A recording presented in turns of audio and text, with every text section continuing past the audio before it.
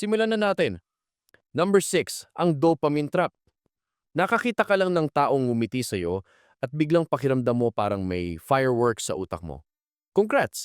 Tinamaan ka ng dopamine, yung chemical na rinirelease ng utak mo kapag nanalo ka sa ML o kumain ka ng samgyupsal pagkatapos ng heartbreak. Pero heto ang weird part. Hindi love yung nararamdaman mo, kundi anticipation. Hindi ka nire-reward ng utak mo dahil nakuha mo siya, nire-reward ka dahil hinahabol mo pa lang. Yung baka gusto niya rin ako moment, mas malakas pa yung dopamine hit kaysa sa mismong I like you too. Kaya ka tuloy every 5 minutes check ng phone. Hindi romance yan, adik ka lang. Sa psychology, tawag dito intermittent reinforcement.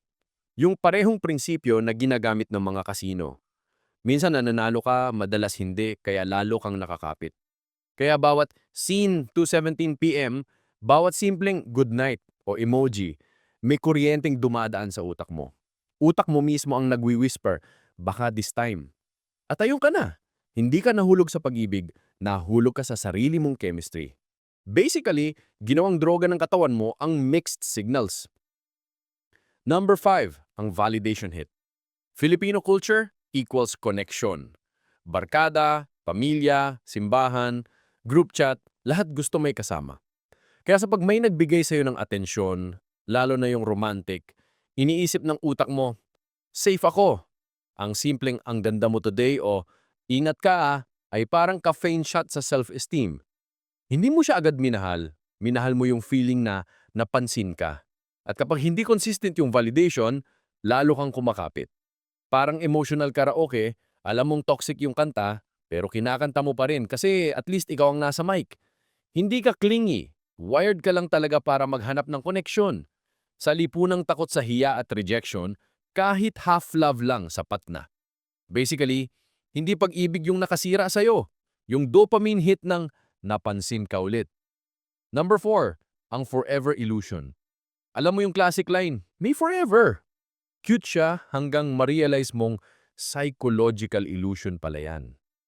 Ang utak kasi natin, may tendency na i-romanticize ang stability. Gusto ng utak mo ng predictable pattern, kahit nakakasakal na. Kaya kahit alam mong toxic na, sinasabi ng utak mo, pero siya kasi yung nakasanayan ko. Hindi dahil love pa, kundi dahil natatakot ka sa unknown. Ito yung tinatawag sa psychology na status quo bias. Mas gusto ng utak mo ang kilala niyang sakit kesa sa bagong posibilidad. At kapag sinabayan mo pa ng mga teleserye, love songs at happy ending culture, ayan na, forever na raw. Pero ang totoo, hindi forever ang gusto mo.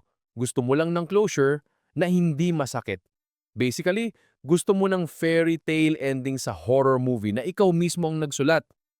Number 3, ang sayang effect. Ito yung classic Pinoy heartbreak math. Nag-invest ka ng panahon, effort, load, feelings, kaya kahit alam mong wala na, sinasabi mo pa rin, ay sayang eh. Sa psychology, ito ang sunk cost fallacy. Yung tendency natin na magstay sa isang sitwasyon kasi nag-invest na tayo kahit lugi na. Kung love life to, parang business na matagal nang nalulugi pero ayaw mong isara kasi sayang yung logo. Kaya kahit wala ng spark, pinipilit mo pa rin, not out of love, but out of pride. You're not afraid to lose the person, you're afraid to admit na mali ka ng pinili. Basically, hindi mo pinapanghawakan yung relationship, pinapanghawakan mo yung sayang. Number 2, ang cultural pressure combo. Sa Pilipinas, hindi lang dalawang tao ang nagmamahalan, buong barangay. May nanay, kapitbahay, tita, pare, lahat may opinyon. Kaya minsan kahit gusto mo nang umalis, naririnig mo sa background, ay nako, tisin mo muna anak, ganyan talaga ang love. At dahil lumaki tayo sa hiya culture, natutunan natin na ang pag-alis ay kahihiyan at ang pagtitiis ay kabayanihan. Pero ayon sa psychology, yan ang recipe ng learned helplessness, yung pakiramdam na wala kang choice kahit meron naman. So, hindi ka tanga sa pag-ibig. Na-train ka lang para magtiis sa pangalan ng pagmamahal. Number 1, ang fantasy of forever. Ito na yung pinakamasarap pero pinakadelikadong parte ng lahat. Kapag in love ka, automatic nag-activate ang tinatawag na projection bias. Yung tendency mong isipin na Kung anong nararamdaman mo ngayon, ganun din mararamdaman mo habang buhay. Kaya kapag sweet siya sa'yo ngayon, iniisip mo agad, ganito kami forever. Kapag nag-effort siya minsan, pakiramdam mo soulmate mo na. Pero hindi mo napapansin, yung forever na gustong-gusto mo, ikaw lang pala ang nakaka-imagine. Sa totoo lang, hindi mo minahal yung tao. Minahal mo yung future fantasy version nila sa utak mo. Kaya kahit mawala na yung spark, pinipilit mong ibalik yung dati. Kasi ayaw mong aminin na wala naman talagang forever. Meron lang moments na gusto mong ulitin. At alam mo yung kinaka-disturbing, minsan kahit masaktan ka na, babalik ka pa rin kasi gusto ng utak mong maramdaman ulit yung una mong kilig. Addiction yan, hindi destiny. Basically, ang forever minsan hindi destiny, kundi withdrawal symptom.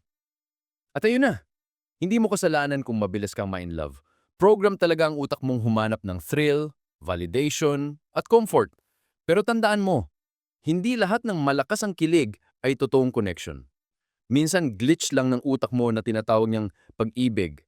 Yan lang muna para sa ngayon. Gagawa pa ako ng ganitong mga video sa susunod kaya kung gusto mong masaktan ulit na may paliwanag, subscribe ka na.